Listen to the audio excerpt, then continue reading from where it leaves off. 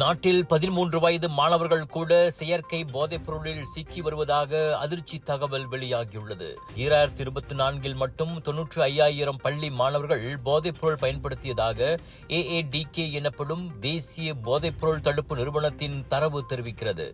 இது 2020 பதிவான எண்ணிக்கையை விட 73 விழுக்காடு அதிகமாகும். கடந்த ஆண்டின் முதல் 9 மாதங்களில் மட்டும் அத்தகைய 76,000 சம்பவங்கள் கண்டறியப்பட்டன.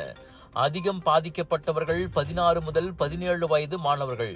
அடுத்ததாக 13 முதல் 15 வயது மாணவர்களும் அதிகமாக சிக்கியுள்ளனர். ஷாபு, பில் கூடா, யாபா, எக்ஸ்டசி போன்ற செயற்கை போதைப் பொருள்களும் எரிமின் 5, APO 5, டோர்மிகம் போன்ற மனநோய் மருந்துகளும் அதிகம் பயன்படுத்தப்படுகின்றன.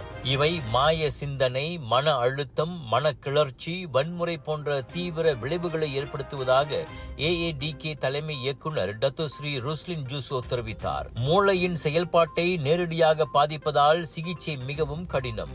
ஓபியாய்ட் போதைப் பொருளுக்காவது மாற்று மருந்துகள் உள்ளன, ஆனால் செயற்கை போதைப் பொருளுக்கு மருந்து மாற்று இல்லை. பாதிக்கப்பட்டவர்கள் அதிலிருந்து மீள்வது குடும்ப ஆதரவு, ஆலோசனை, சமூக சிகிச்சை மூலம் மட்டுமே என அவர் கூறினார். இது குற்றம் மட்டுமல்ல, பொது சுகாதார அவசர நிலை என எச்சரித்த ருஸ்லின் உடனடி விழிப்புணர்வு பிரச்சாரங்கள், ஆரம்ப தலையீடுகள் அவசியம் என வலியுறுத்தினார். சமையலுக்கு நேரம் இல்லையா?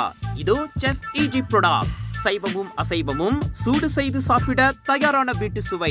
ரூம் டெம்பரேச்சரில் பாதுகாப்பாக வைக்கும் நம்பகமான உணவு. எந்த ரசாயனமும் இல்லை, எந்த பதப்படுத்தும் மருந்தும் இல்லை. ஷாப்பி, லசாடா, டிக்டாக் எங்களின் அதிகாரப்பூர்வ அகப்பக்கத்தில் இன்றை வாங்குங்கள். செஃப் EG ப்ராடக்ட்ஸ், வீட்டு சுவை உங்கள் ஓட்டத்தில்.